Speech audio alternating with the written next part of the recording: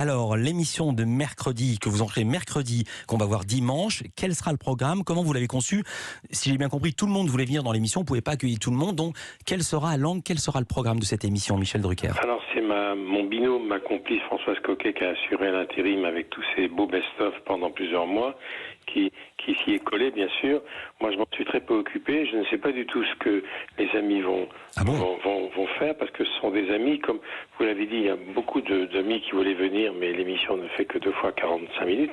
Donc, on a choisi la bande des humoristes qui sont devenus des amis, c'est-à-dire la Dream Team des gens drôles de Vivement Dimanche. Il y aura Gad, ça je sais, il y aura Laurent Gérard, Danny Boone, les Baudins, les Chevaliers, voilà, j'ai pas tout en tête, il y a Mathieu Madénian, il y aura Tom Villa, il y aura Vizorek, il y aura Roumanoff, évidemment, Anne, évidemment, et il y aura Chantal Latsou, Géfy Janssen, et voilà, et puis Emmanuel Chaunu, le dessinateur de West France, qui a beaucoup de talent et qui va un petit peu... J'ai l'impression qu'ils vont me chambrer beaucoup.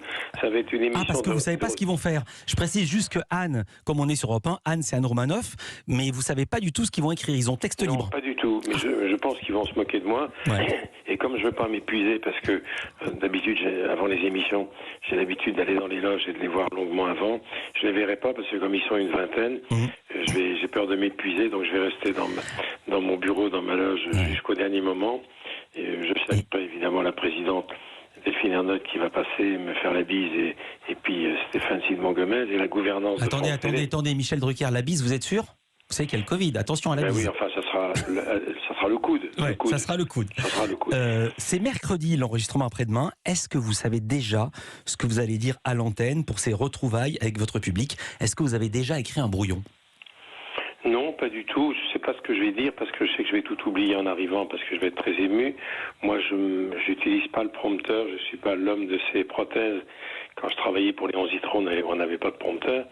Donc moi, je ne sais pas lire un texte. Oui, mais on peut avoir un petit Bristol. Vous allez répondre aucune note. Je ne sais pas exactement. Ce que je sais, c'est que je vais demander à Gad de me donner un coup de main parce que lui, il est tout terrain. J'espère surtout que physiquement, je tiendrai le coup, que je vais bien dormir la veille. Et puis, avec ce que j'ai vécu, j'ai pris quand même du recul. Et j'ai beau me dire, ça n'est que de la télévision, t'as frôlé le gouffre, tu vas pas t'inquiéter, c'est du bonus, car je devrais plus être là. Mais je pense que ça va être une émission gaie, une émission joyeuse. Et l'actualité artistique qu'on traite régulièrement, comme vous très bien d'ailleurs, reviendra sans doute le 4 avril normalement. Là, c'est plus une émission de retrouvailles. Je voudrais simplement ajouter que pendant tous ces mois-là, la radio a été une compagne importante et j'ai rien perdu de l'actualité médiatique parce que je vous assure que c'est vrai. Je vous ai écouté la première heure de votre émission pendant 6 mois.